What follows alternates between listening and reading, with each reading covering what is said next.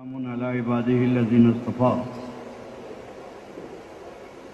اما بعد قال اللہ تعالی فی القرآن المجید والفرقان الحمید اعوذ باللہ من الشیطان الرجیم بسم اللہ الرحمن الرحیم فصل لربک وانحر صدق اللہ مولانا العظیم وبلغنا رسولہ النبی الامین الکریم ونحن علی ذلک لمن الشاہدین والشاکرین والحمد للہ رب العالمین۔ اسٹیج پر تشریف فرما میرے بزرگ مشائخ علماء معززین،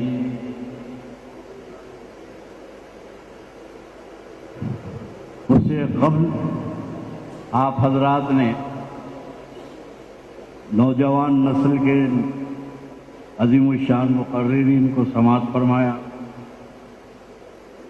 میسیج آف کربلا، پیغام کربلا آپ تک پہنچ چکا۔ اب بات یہ ہے کہ کہاں سے شروع کروں کہاں ختم کروں، وقت بھی نہیں ہے۔ کسی نے کہا تھا کہ رہے محبت میں ہم نے سوچا سر جھکائیں کہاں سے پہلے، رہے محبت میں ہم نے سوچا سر جھکائیں کہاں سے پہلے، تو ذرہ ذرہ پکار اٹھا یہاں سے پہلے یہاں سے پہلے۔ تو کہاں سے پہلے شروع کروں کہاں ختم کروں؟ مختصر یہ کہ پہلے قیادت بزرگوں کے ہاتھ میں ہوتی تھی، الحمدللہ آج کے جو بزرگ ہیں وہ مطمئن ہے کہ اب نوجوان نسل آگے بڑھ چکی ہے اور آگے قیادت انہی کے ہاتھ میں رہنے والی ہے۔ پیغام کربلا کے عنوان سے آپ حضرات نے کافی حضرات کو سماعت فرمایا۔ یہی میسیج ہے کہ تاریخ دے رہی ہے آواز دم بدم، تاریخ دے رہی ہے یہ آواز دم بدم، دشت ثبات و عزم ہے دشت بلا و غم، صبر مسیح جرأت سقراط کی قسم، صبر مسیح جرأت سقراط کی قسم، اس راہ میں ہے صرف ایک انسان کا قدم، جس کی رگوں میں آتش بدر و حنین ہے اور جس سورما کا اس میں گرامی حسین ہے۔ ترک کوتا دامنی کا شکوہ کریں تو کم نہیں ہے کہ ہم اور امام حسین کے بارے میں کچھ بولے۔ سرکار امام حسین علیہ السلام کے مقام و مرتبے کو سمجھنا ہو تو صحابہ کا دل چاہیے، ان کا دل و دماغ چاہیے۔ عظمت اہل بیت آپ کو سمجھنا ہو تو میں ایک ہی واقعہ بیان کر کے رخصت ہو جاؤں۔ کربلا کے اس مشن کو سمجھنا ہے اور امام علی مقام نے مدینے میں رہ کر، اگر مدینے میں رہ جاتے تو امام حسین اپنی جان بچا سکتے تھے، بہت سارے جانثار تھے۔ سوال یہ پیدا ہوتا ہے کہ امام حسین بچانے کیا گئے؟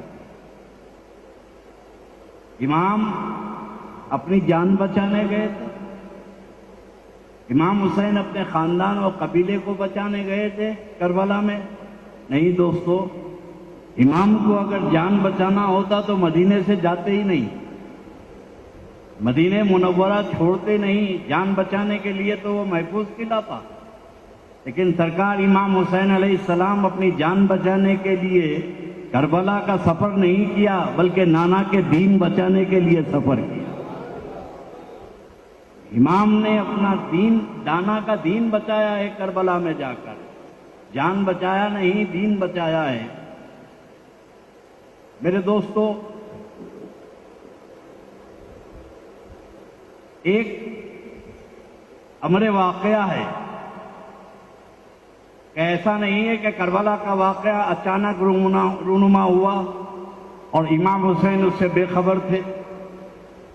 احادیث ایک شریفہ کریمہ بھری پڑی ہیں۔ بچپن سے امام حسین علیہ السلام کو حضور اس بات کی تربیت دے رہے تھے کہ حسین میرے دین کو بچانا ہے اور تجھے اپنی قربانی پیش کرنا ہے، اور امام حسین کو بھی معلوم تھا اور خاندان نبوت کے ایک ایک فرد کو معلوم تھا کہ کربلا میں یہ واقعہ ہونے والا ہے۔ اللہ کے رسول علیہ الصلوۃ والسلام امام حسین کو گود میں لیے بیٹھے ہوئے ہیں، اچانک جبرائیل آئے اور اپنے اللہ کے نبی کو اپنے نواسے کے ساتھ شفقت و محبت کرتا ہوا دیکھا تو حضرت جبرائیل علیہ السلام نے اللہ کے رسول سے کہا کہ اے محمد عربی، آپ جانتے ہیں آپ کے اس لاڈلے کو آپ کی امت قتل کرے گی۔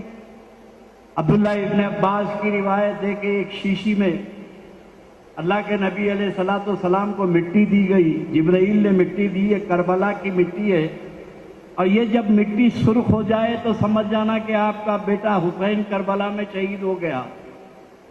امام حسین کی 2-3 سال کی عمر شریف میں وہ مٹی دی گئی، اور میرے آقا علیہ الصلوۃ والسلام کا علم غیب دیکھیے، تقریباً تمام ازواج اس وقت بقید حیات ہیں۔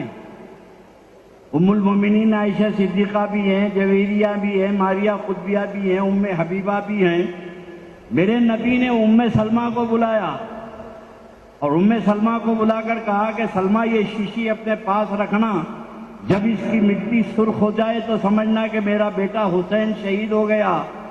اور یہ میرے نبی کا علم غیب ہے کہ واقع کربلا کے وقت سارے ازواج مطہرات انتقال کر چکے تھے، تنہا ام سلمہ زندہ تھی۔ تو ایسا نہیں ہے کہ یہ کربلا کا واقعہ اچانک رونما ہوا۔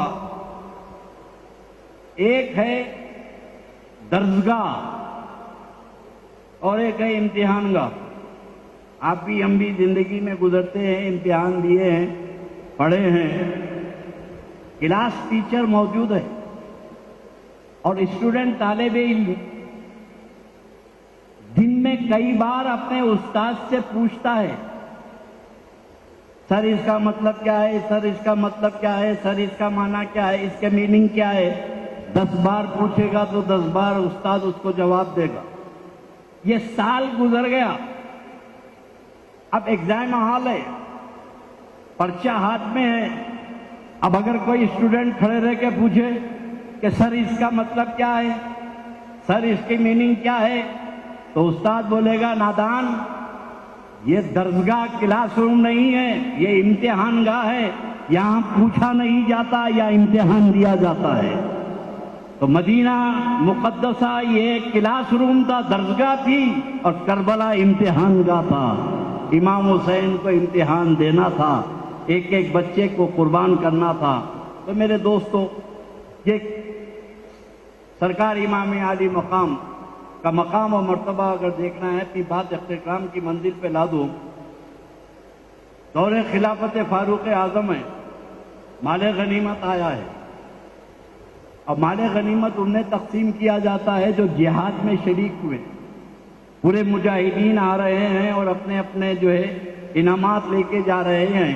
اسی اسنا میں سرکار حسن و حسین دونوں شہزادگان رسول آئے، حضرت فاروق اعظم اٹھ کر استقبال کرے، اور جو جو جہاد میں شریک ہوئے تھے جتنا ان کو دیے تھے اس سے دوگنا سرکار امام حسن امام حسین کو دیے۔ حضرت عبداللہ ابن عمر جو امام حسین کے صاحبزادے، حضرت عمر کے صاحبزادے تھے، خلیفۃ المسلمین کے، امیر المومنین کے، اپنے والد سے کہنے لگے کہ ابا جان، امیر المومنین، جہاد میں ہم شریک ہوئے، تلوار ہم چلائے، آپ ہم سے زیادہ ان کو دے رہے ہیں، ہمارے برابر تو کم از کم ان کو دینا تھا، یا ان کے برابر ہم کو دینا تھا۔ اب یہ مقام اہل بیت ہے، بزمان فاروق اعظم سنیے کہ ان کا مقام کیا ہے۔ حضرت عمر کو جلال آ گیا، فرمایا کس کی برابری کی بات کرتا ہے بیٹے، تو کس کی برابری کی بات کرتا ہے؟ ان کی ماں کا نام فاطمہ زہرا ہے، ان کے والد علی مرتضیٰ ہے، ان کے نانی ختیجۃ الکبریٰ ہے، اور ان کے نانا محمد الرسول اللہ ہے۔ نہ تیرا باپ ان کے باپ کی برابر ہے، نہ تیری ماں ان کے ماں کے برابر ہے، نہ تیری نانی ان کے نانی کی برابر ہے، نہ ان کے نانا تیرے نانا کے برابر ہے۔ جب کسی معاملے میں تو برابری نہیں کر سکتا تو ان کی ذات کی برابری کیسے کر رہا ہے؟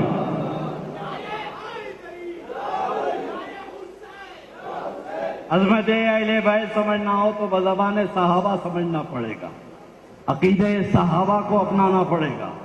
اور عقیدہ صحابہ بتائے گا کہ تم کو مقام اہل بیت کیا ہے۔ آج جس دور سے پوری دنیا گزر رہی ہے، یہ لوگ کہہ رہے ہیں ہندوستان نہیں بھائی، پوری دنیا گزر رہی ہے۔ عراق کا کیا عالم ہے، ایران کا کیا عالم ہے، اور دوسرے مسلم ممالک کا کیا عالم ہے۔ ہر جگہ مسلمان ظلم و ستم کا شکار ہے، جبکہ اللہ کا وعدہ ہے کہ وَأَنْتُمُ الْأَعْلَوْنَ إِن كُنتُم مُؤْمِنِينَ، تم ہی بلند و باعزت ہو کر تم مومن ہو، تو یہ زوال کیوں ہے؟ لیکن پیسے کربلا، پیغام کربلا آپ کو بتاتا ہے کہ شریعت کا تحفظ کوئی آسان کام نہیں ہے۔ دین بچانا کوئی صرف نعرے لگا لینا، سیمینار کر لینا، سمپوزیم کر لینا اور ہے، اور میدان عمل میں اتر کے اپنی آل اولاد کو قربان کرنا اور ہے۔ اور آل اولاد کو قربان کر کے امام حسین نے بتایا کہ جب وقت آئے دین بچانے کے لیے سیمینار اور سمپوزیم سے کام مت لو، بلکہ اگر خون کا آخری خطرہ بچانا پڑے دنیا کے کسی کونے میں تو اپنا خون بہا لو اور قرآن کی عظمت کو بچا لو، دین پاک مصطفیٰ کو بچا لو۔ آج کا میسیج یہ ہے، میں consulate general Iraq, his Excellency, آپ ایسی سرزمین سے آئے ہیں، ٹرانسلیٹ کرتے ہو، آپ ایسی سرزمین سے آئے ہیں کہ اسلامک ورلڈ میں مکے اور مدینے کے بعد second capital of Islamic world ہے بغداد، اور اس بغداد کی عراق کی سرزمین سے دنیا کے ہر مسلمان کو اتنی محبت ہے جتنی اب تک اپنے وطن سے محبت ہے، ہم کو اتنا ہی عراق سے محبت ہے۔ عراق سے محبت اس لیے ہے کہ اس میں مولا علی جلوہ فرما ہے، سرکار امام حسین جلوہ فرما ہے، اور ہمارے روحانی آقا حضور سیدنا شیخ عبد القادر جیلانی جلوہ فرما ہے۔